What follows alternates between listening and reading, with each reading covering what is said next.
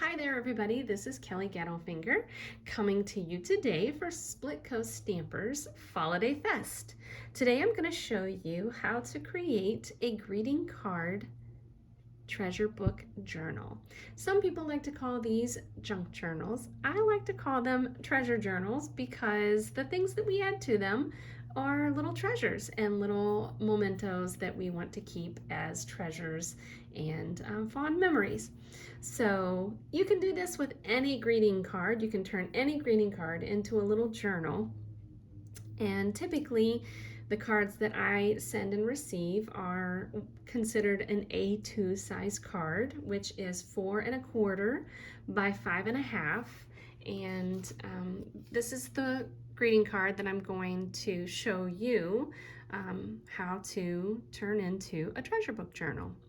So I have some other samples here that I want to flip through really quickly just so you get an idea of what they are and what they look like and how they'll turn out, because today's video is just going to be the basic treasure book journal. It's just going to be the basis of it, and these 3 samples here show you how they build from sort of a basic treasure book journal into a full-blown, embellished, treasured journal.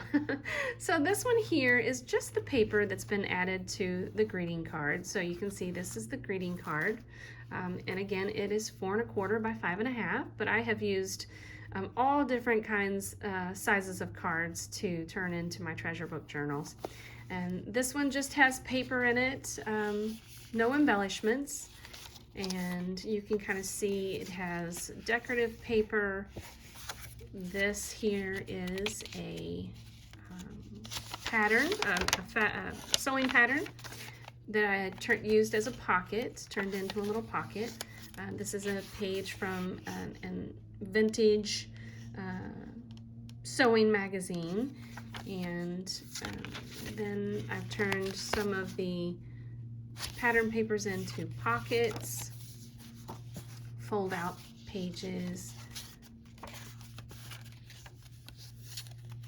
So you get the idea. You can do all kinds of things with it, but this is, like I said, this is the basic treasure book journal.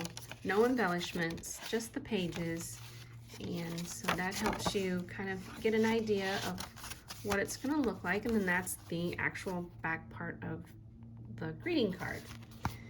And then this one here is a step up. So this one I have added some embellishments, not many, but some. And so there's plenty of room to still have fun and journal with this particular treasure book journal. These are great for mixed media, adding mixed media and adding all sorts of little paints and things like that. So I have added, like I said, just some embellishments to the pages so that you can kind of get an idea of start to finish what it would look like. I love to use old books for my treasure book journals, and then just little scrap pieces of decorative paper, scrap pieces of paper. Yeah, and I'm going to show you some of those books once I get started as well. And so you can see I just added tabs to this one. You can make several different size pockets, and I am going to show you a little tip on that, how to make the pockets. I love using the sewing patterns for my pockets. They're so fun to use, and it's a great way to sort of tie in those vintage papers, especially if you are a seamstress and perhaps you have some patterns that you actually sewed for your family. That's always fun to use the ones that you've actually worked with. And then this one is completely finished. It's a completely finished greeting card treasure book journal, and I love the way this one turned out. So I used some die cuts, some stickers to embellish, and I just love the way it turned out. sometimes I will use a theme of pieces of embellishments, and sometimes I'll just use what I have. And it doesn't always have to tie into, you know, the cover. It can kind of just be a little mixture of everything. Whatever makes you feel joy. That's what I love about these little treasure book journals. I love using washi tape with these. It's always fun to add a little washi tape element here and there just to add a little color, especially if some of the pages that I use are more black and white. I like to use old tea bags or tea bag containers or papers to put little pieces of embellishment in. Sometimes I will save my receipts for special restaurants that we've been to and put those in the little tea bags, and then that way later on in life I can look back and see how much maybe our dinner cost in those years gone by. So it's really fun. I think that's fun. So you can just add all kinds of little whimsical pieces of your memories to your treasure book journals. And the reason that I won't be showing you the embellishment process is it's a little time consuming for me personally, because I like to really think it through how I want my mixed media pages to look. And so sometimes I can work on a journal or in a journal for several months at a time and just get back to it whenever I can or whenever the fancy strikes me.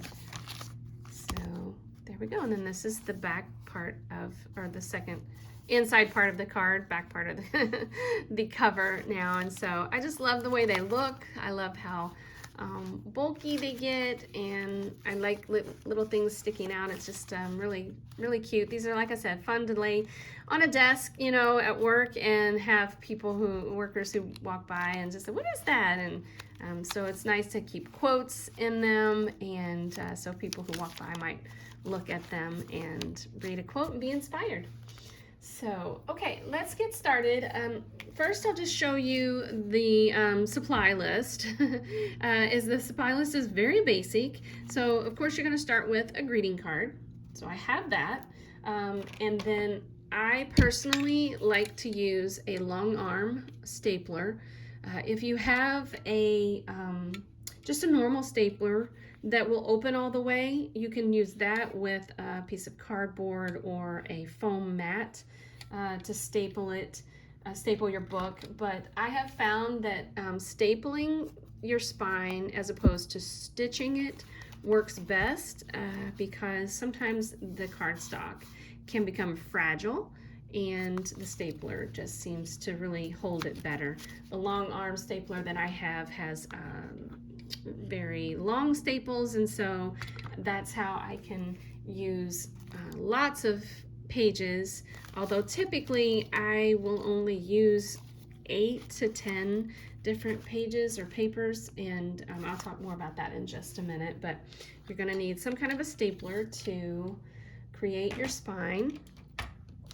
I use different stickers and like I said, die cuts. These are old playing cards, and honestly, just whatever you have, you can use. So embellishing is totally up to you. That's really the fun part of it once you get your journal finished. And then I use old books, and so I'm going to show you just a few of the samples of the old books that I use. You can pick these up at garage sales. You can pick them up at consignment shops or flea markets, and I love any kind and all kinds. So one thing I do want to say about the old books that I use for my pages, I like to use the pages that are matted. So this book is great because there are some pages that are real colorful, but these are glossy pages, and so those typically don't work great when you're journaling, except to add color. So if I wanted to paint on the glossy paper, it tends to not dry well. So I like the matted papers or matted pages to add paints and also to write on So I love the books that have more matted pages. Okay, so there's that one. This one is one of my favorites. It's an old songbook, a family songbook, and so I will use pages from this. Again, these are matted, which are perfect for my treasure book journals. This one is a great, I love this. The photos in this old mail order book is just fantastic. I love the pictures. And sometimes when it's too busy, I will just take white acrylic paint and just paint over some, not all. I'll leave some of it showing. Again, just use like a mixed media type technique on my pages, but this one is a great one to use as well. And then I love picking up these little cookbooks, especially at yard sales, garage sales. I find these cookbooks all the time. And so these cookbooks, even though the pages are glossy, they add so much color, and I love that. So, and I also like, I don't always show the entire recipe, but it's kind of fun. Sometimes you can make out most of the recipe. So if you give these as gifts, then you can add a page that has a recipe in it, and the recipient, has that recipe. So, and then the last book, well, there's actually two more books, but this one is an antique Webster's Dictionary. And so one thing about making these journals is if you get a book like this, I will never run out of pages because this is so thick. So I will have these for my pages forever. But it's fun to use those pages as well. They're matted, and so they work perfect. Now, I wanted to say this about some booklets. So I picked this one up thinking that this was going to be fantastic to use because it's super old, and I don't even know what the copyright is, but there's a date in here that says Christmas 1962. And so the pages are just so fun, and the pictures are really, I don't know, I just think that they're endearing.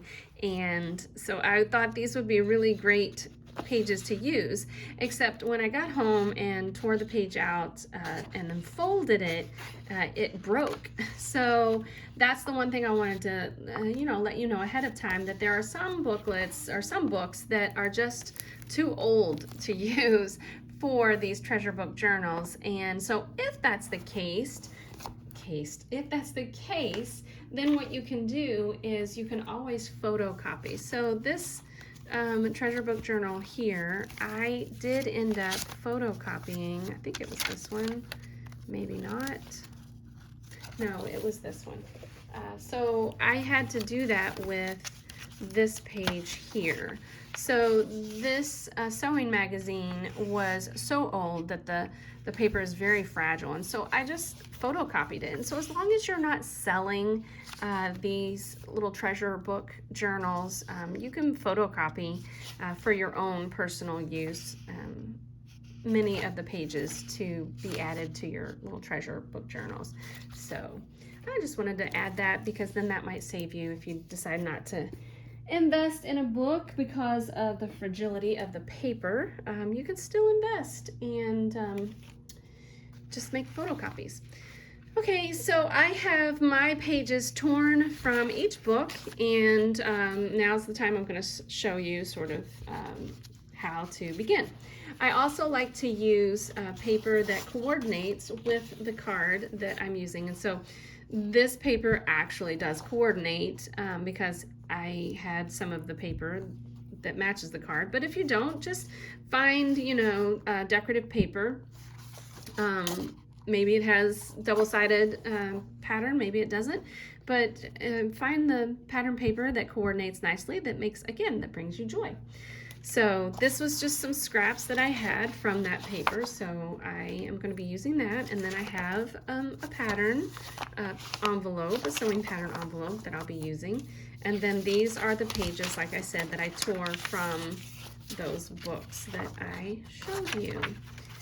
Okay, so step one, we want to make sure that we know the measurements of our card and opened up this this card measures 5.5 by 8.5. And so my pages, I want to be either 5.5 by 8.5 or a little bigger, because like I said, I personally enjoy having them, some of the papers stick out a little bit from my treasure book journals. So these papers, I'm going to fold them just to see kind of how they're going to lay. This one here, I know I want it to be folded in half because I think it's going to be a little bit too big, which is fine, because what I'm going to do with this one is I'm actually going to tear it. I like when my edges are torn a little bit, and so that's what I'm going to do with this one. So I am just prepping my pages right now, and then I will put it all together.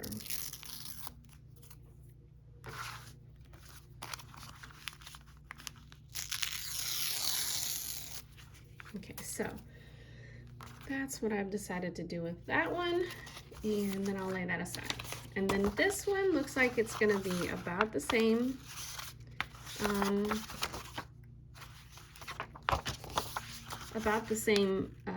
Measurements as my greeting card. I'm not going to measure it because, like I said, I think it will be okay, and I like that. So I like how that pattern kind of sticks out. And if you notice that this one, if I did it like that, I can see some of it beyond that page. So you kind of get the idea. So you just sort of like play around with it, see what layers you like, how you like it to look. I think I want this one to be just a little more progressed. There we go. All right, so those are good. Now these pages here are much bigger than my card, and so I love how this one torn out, the pictures go the same way as my card will go when I fold it. So this one I'm thinking, oh look, though the back of it's going to be upside down. I didn't even think about that. So we'll just paint over that. But I love these trains, and so I definitely wanted to add the trains to my book. So this one I am going to cut down so that it measures 5.5 by 8.5. So we're going to go ahead and do 5.5.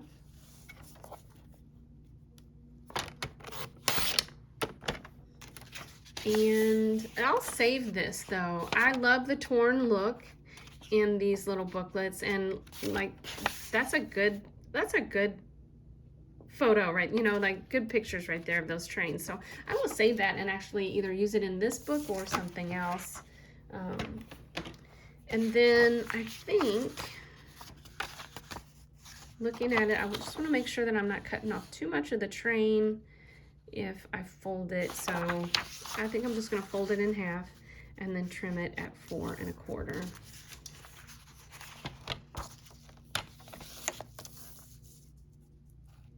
So I have the folded edge away from the trimmer. I'm just trimming that at 4 1/4.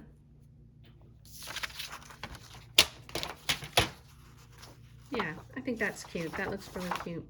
I love the little trains on there. So, you know, so I usually don't build my booklet until once I'm done trimming all my pages, but sometimes I will sort of like build it a little bit at a time just to see, is that gonna look right, or does this look good here or there? And so I think, yeah, I'm gonna keep that like that.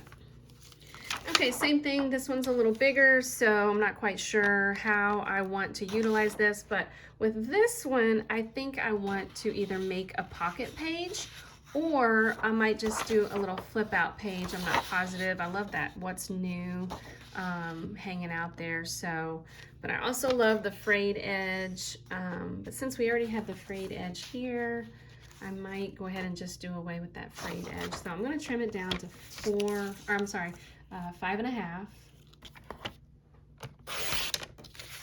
And I will save this for something else, or I might use it in this one. And so this one, now see, to be able to create the pocket page, I could fold it this way, and I have a little bit of excess, see here, but that's not enough, I don't think, to make a pocket page. So I'm going to have to, yeah, so I'm going to fold it at 4 1/4, but I'll just score it. So like I said, I love the font on that What's New, so I'm going to take that and just score it at 4 1/4. Now this paper, again, is very old. It is the actual page from the booklet, so when you're scoring it, you have to be really careful not to score through it. It's just a very, very light scoring. Sometimes even when I lightly score it, I still end up cutting through it on accident. Okay, and then to create the pocket, so this is what I have excess here, this side, and so I'm just going to fold that over.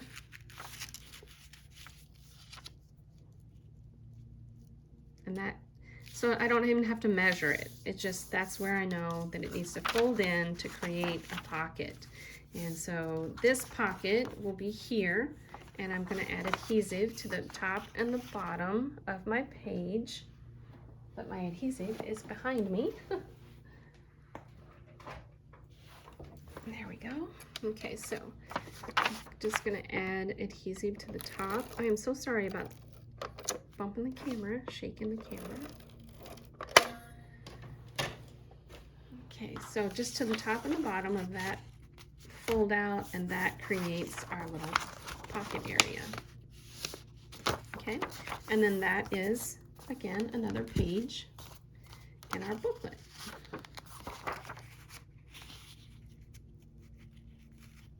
So there we have that. So you see how it's progressing. And then once we add that to the card, it becomes a little book. Okay, and so this one here, I really like how this little sandwich is here on the back of this. This is a recipe page from a recipe book. And so I like this torn edge, and I think I want to keep that. So what I'm going to do is I'm going to pencil mark at 5 1/2 so that I know where to tear, so that the top and the bottom and the sides are torn to, this is where I tore it out of the book. And so I'm just gonna tear this to sort of mimic that torn look that was on the top, okay? And again, I could create a pocket page with this. So, oh look, can you believe I did that? I tore off those sandwiches, but look how perfect that is. I will use that in something else. So if you are a hoarder of scraps, you're gonna need to start making some treasure book journals. So, okay, so now I'm going to, I am gonna create a pocket with this. So let's see here. So I'm gonna bring it in 5 1/2 and score it. Let's see, is that right? Nope, 4 1/4. I want it at 4 1/4.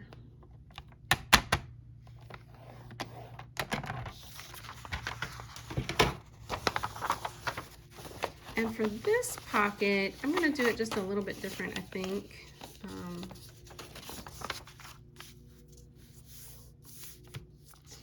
So with this pocket, I'm gonna go ahead and fold it over, and that way that's how I know where it needs to fold. But I'm going to tear this one from the upper corner. Do I want to do it all the way? Yeah, I think I do want to do it all the way down to the lower corner. Okay, so I'm just putting my ruler on it, holding it down tight, and then bringing that up to give it a little tear.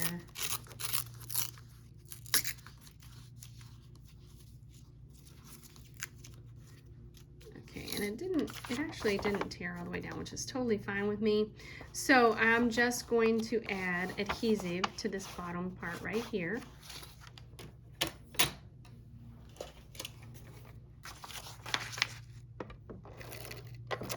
Okay, there we go. And then fold it over. That leaves this top part as a pocket, so you can kind of see. I can add a little something in there like that for the page. So yeah. All right, and then that one will be added somewhere in here. Not sure where. Let's see.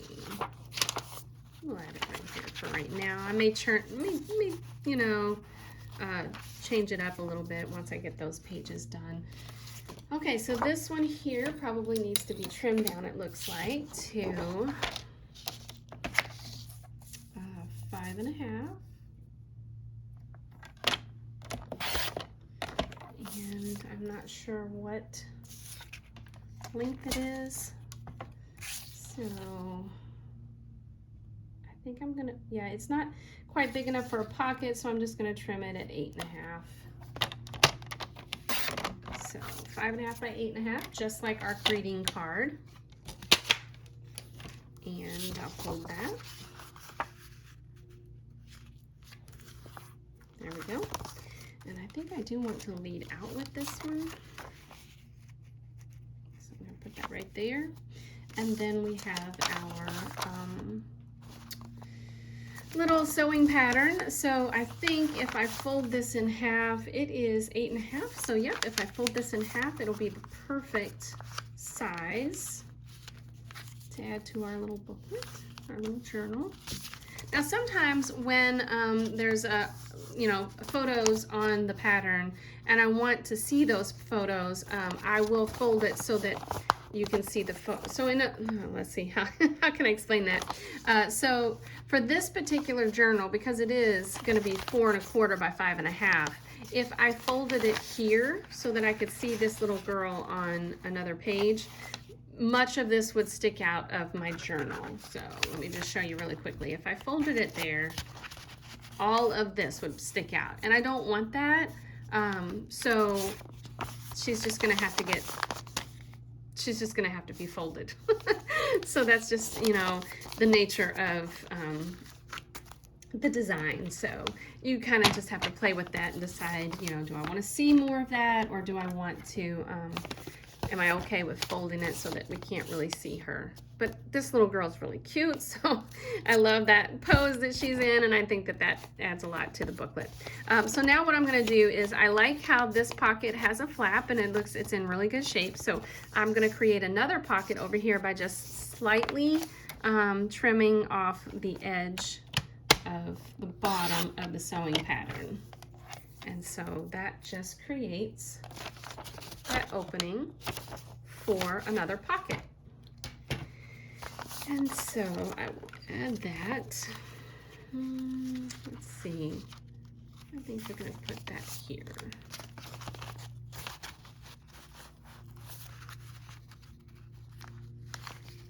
Okay. So that looks good. And then these last pieces here, I wanted to show you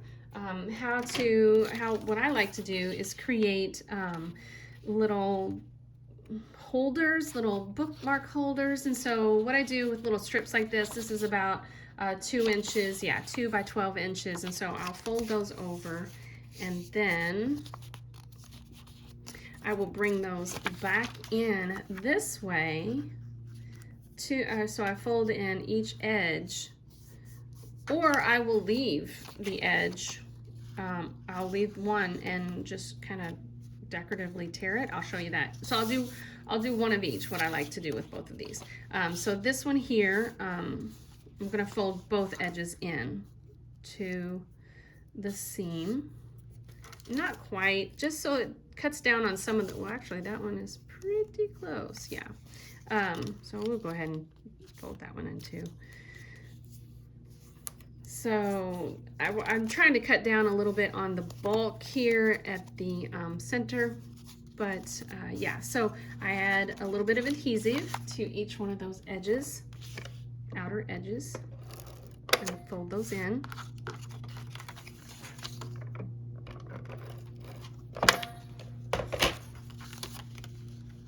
Okay, and so now you see it has a little little pocket that goes all the way through, and those are fun to add those bookmark elements like I showed you earlier. So this one, see, it goes all the way through, and so a little bookmark will just sit in there nicely, and I can add that to my page somewhere. So I'm going to add that in just a minute. But then the other one that I was talking about, like, okay, so this one I'm going to fold it over, and I will create a pocket on one side, but then the other side I'm just going to tear it at 4 1/4, so just like that. So it's just another little element, a little strip that's in my booklet. I can adhere a memento to it. I can adhere a photo to it. I can do all kinds of things with it. Just, you know, the sky's the limit. So, okay. So these I'm going to add to my booklet. Let's do this. Oh, I forgot to tape that. Hold on. Forgot to add some adhesive, so we'll do that. There we go. Okay. So then I will add this one here. And I want to make sure that it's going to go where a staple, because it's just a little 2-inch strip, I want to make sure that a staple is going to hit that when it goes into my booklet. Okay, so that one's going to go there, and then I will add, I think I'm going to add this one here.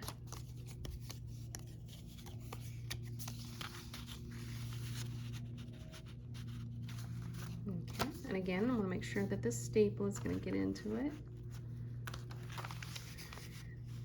And then I'm kind of looking around, making sure that everything else is going to be where I want it after it's stapled.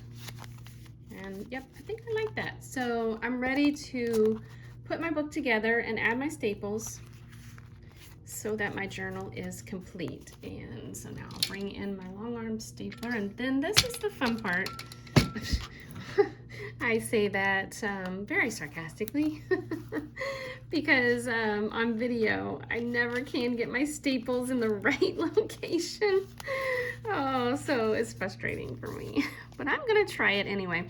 So you can actually clip your book now with a big clip to kind of keep your pages in place, or you can just wing it. And I like to wing it because the clips always seem to, I don't know, it just the clips kind of mess me up visually. But you decide how you want to do it. It's totally up to you, but I like to do it without the clip.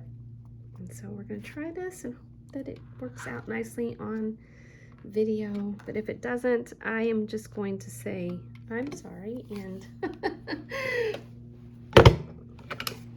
fix it later. All right, so there's that. And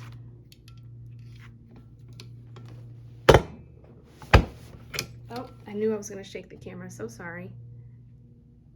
Okay. And so then I flip it over, and oh my goodness, I can't believe it. The staples are perfect. They're literally right where I want them. Yay! Okay, and so my little treasure book, my greeting card treasure book journal is complete. And so now I will just open each page and sort of flatten it down. And it is ready for me to embellish and add my my memories, add my mementos, and have all kinds of fun with mixed media and my treasures. So there you have it. That is the greeting card treasure book journal. I hope you enjoyed this video, and I hope you have a lot of fun with the other videos with the Falliday Fest here on Split Coast Stampers. Thanks for joining me every day, everybody. I hope you have a great day. Bye-bye.